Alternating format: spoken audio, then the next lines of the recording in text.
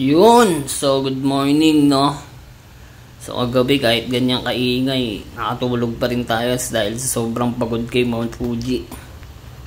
Talagang binalda ka ni Mount Fuji, no? Yan, so kape muna. Yan, so ganyan ang lifestyle pagka umaga. Sarap lang ng trip. So today's video pala, pupunta ako ng Kofu Station para kay Kitadake Mountain. So I present to you the falls sa Yamanashi. Yan, hindi ko alam yung pangalan.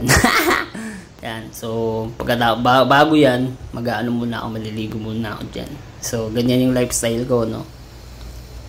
Pag may ilog, doon ako sa ilog naliligo. Wala talaga, one of the nature. Kaso sablay talaga pagka ano eh, sasabon sa may nature eh. So sige, yeah, ligo muna tayo. Yo, dito na ako maliligo at saka magtututbrush. Wala akong pagliguan doon, saka nakakatakot.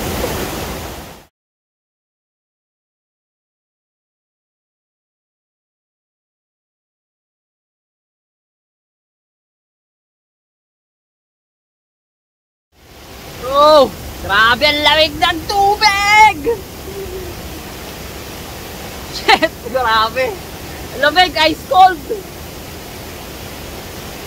Pero ayos lang. Tara, presko. So ngayon, mag-ano ako? Babike ako hanggang Kofu Station. So ang binabalak ko ngayong trip, Kitadake, Mount Kitadake. Second highest mountain dito sa Japan. So yun naman yung aakyatin ko ngayong baka bukas ko maakyat yun. So magbabas na ako papunta dun sa bandang trail ng Mount Kitadake kasi ayoko nang mula sa baba uli. Nakakabalda. Shit. Woo! Born to be wild. So ngayon, no, puro tunnel pala yung mapapasukan ko dito na sa sobrang haba na sa 4 kilometers, 5 kilometers na pang tunnel. Kaya talagang kakaiba yung feeling eh. Nakakapraning. Pero kaya din, experience din talaga. Chill lang din. So yun, no, nakikita na dito si Kitadake Mountain eh.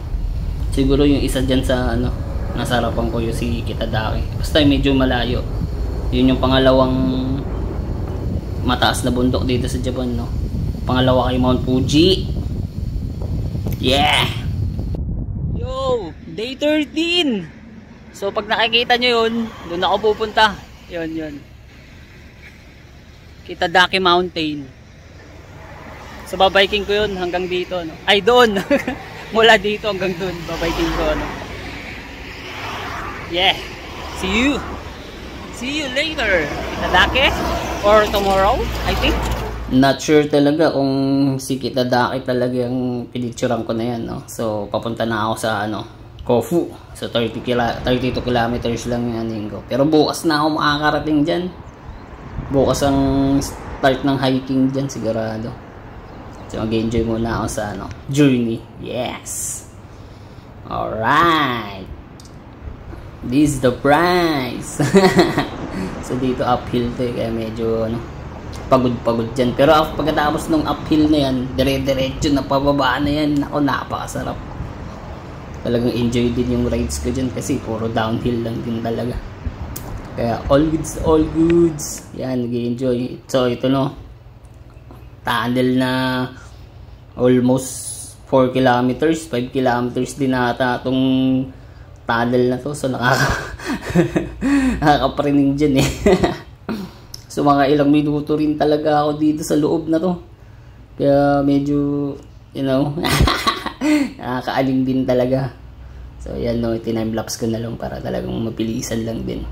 Pero almost mga 5 kilometers din yung tunnel line. So mga ilang minuto ko rin yan talagang nira-rides eh. Tapos ang sakit sa tenga kasi pag may dumaan na mga sasakyan, talagang sakit sa tenga. Lalo na pag truck eh, nakakaaning eh. Pero buti na lang safe tayo.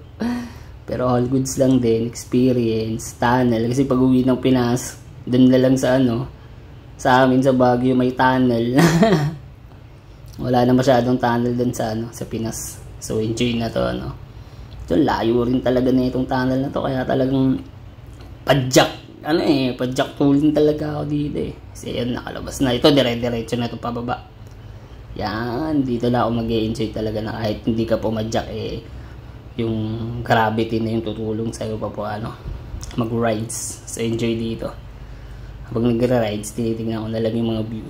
Yan, yun din yung isa sa masarap sa ano eh, sa bike talaga eh. Ma-appreciate mo talaga yung nature. Kasi hindi ganun kabilis, kaya talagang all goods lang din talaga appreciate mo ng nature. Yan, o, diba? Talagang ano lang din eh.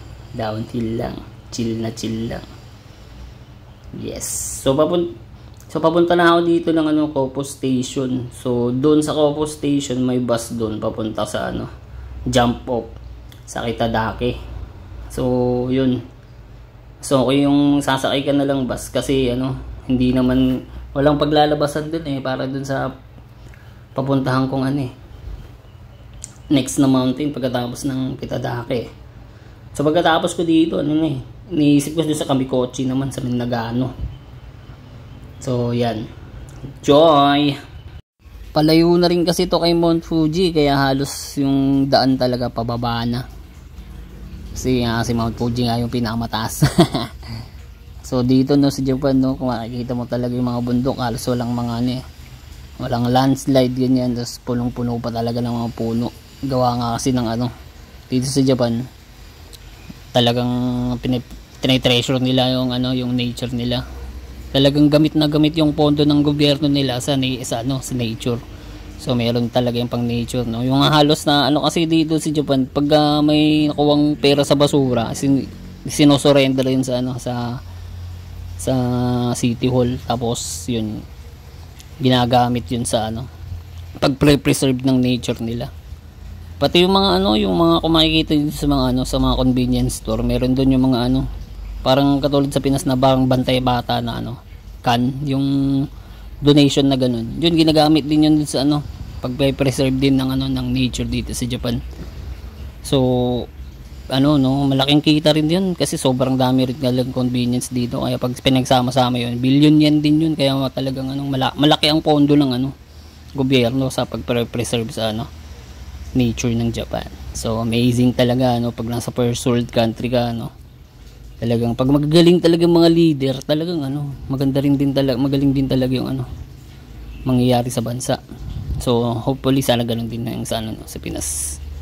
Kaya yun, kayang-kaya. So progress lang ng progress eh. May progreso naman eh. Yun naman talaga dapat eh. So, all goods lang din. So dito enjoy na enjoy din talaga ako dito kasi talagang hindi na ako pumapadyak. Yeah. Eto. Ang ganda ng view. So ito yung masarap sa bike camping eh. Feel na feel mo talaga yung pagka-freedom mo sa ano eh, sa mundo. Tapos pag mag-isa mo naman, all goods lang din kasi decision mo lahat. Wala kang pangamba, tapos wala kang iniisip, sarili mo lang. Parang selfish yung dating, pero talagang masarap ang solo, men, promise. Parang iisipin mo boring, pero hindi.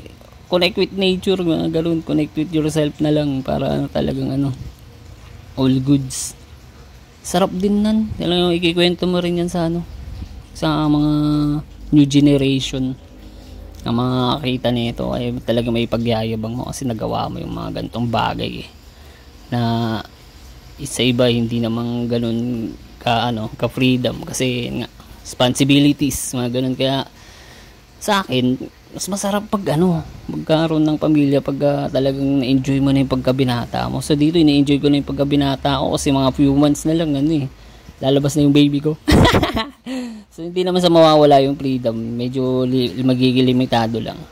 So mga gantong trip na pagsusolo, siguro talagang limitado na lang magawa no. Yes, so tignan mo na kung gaano kaganda yung Japan. Yeah, present to you Japan. So dito papunta ng Kofu, sarap ang daan galing ng Yamanashi. Kaya enjoy. Yung kahit mag-isa mo lang, hindi ka nag-worry. Kasi alam mo yung pag nag-worry ka, misuse yun ng imagination. So iba yun, no? Magkaiba talaga yung yung imagination sa worrying. So pag nag-worry ka talaga, makakagawa ka ng mga sagabal sa mga balak mo Kaya okay na kontrolin mo yung worrying mo para lumakas yung loob mo. Dapat malakas din talaga loob mo para magawa mo lahat ng gusto mo. Para magawa mo talaga. So yun, no, pag nagawa mo, no, tapos nagawa mo na, ayun, talagang pagmamalaki mo na nagawa mo na. Kaya panalo rin talaga, men. Kahit mag-isa mo lang, chill lang. Yan, no, so dito enjoy na enjoy ako dito. Ang ganda na ng view, palusong pa. Kaya talagang this is the life. So talagang parang biniyayaan ako ni Mount Fuji Kahit binalda niya ako nung pag-akyat sa kanya, nung pababa naman, talagang pababa naman talaga. Kaya talagang ma-relax ka lang din talaga So dito rin pala sa Japan, no, kahit saan ka talaga matulog, okay lang, basta malayo rin talaga sa city. So pinaka the best dito talaga yung sa may bandang mga forest, kaya mga nature, yung masyadong medyo walang nakakita sa'yo. Matatakot ka lang talaga doon sa mga wild animals. Doon ka lang talaga medyo mangangamba. Pero sa mga tao okay lang din naman. Hindi kasi talaga nila papakilaman. Wala rin lang talaga silang paki sa mga dito, sa mga tao. So talagang kanya-kanyang trip lang din dito. Kaya yung freedom talaga, may freedom talaga dito na na magugustuhan ng mga ayaw makipagsalamuha, mga introvert, mga ganun, no. So marami rin din naman dito ang trip na pag gusto mo ng trip na marami kang makikilala, iba-ibang lahi. Sa Tokyo maganda rin dun tumambay. Meron dun tambayan na pwede kayong mag shot sa kalye lang, tapos yun iba-ibang tao makikilala mo dun. Yung mga Brazilian, mga ganun, yung mga Hapon na marunong mag-English, basta yung mga mga foreigner na marunong din talaga mag-English. Okay din yung trip dito. Panalo din.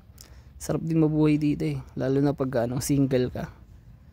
Pagka siguro may anak ka na yun, medyo iba na magiging trip mo dito. Ang bahay trip na lang. Pasyal-pasyal sa Koen, mga park, mga ganun.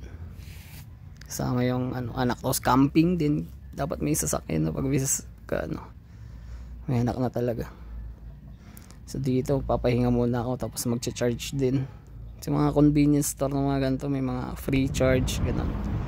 So tumatagal ako dito ng mga 2 oras standby lang para maka-charge ng matindi.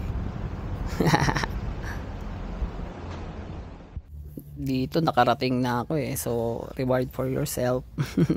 So dito sa ilalim ng tulay na lang ako set up ng tent, tapos maghihintay ng sakay ng umaga sa bus papunta na ng Kitadake Mountain, second highest mountain ng Japan. Yeah, peace.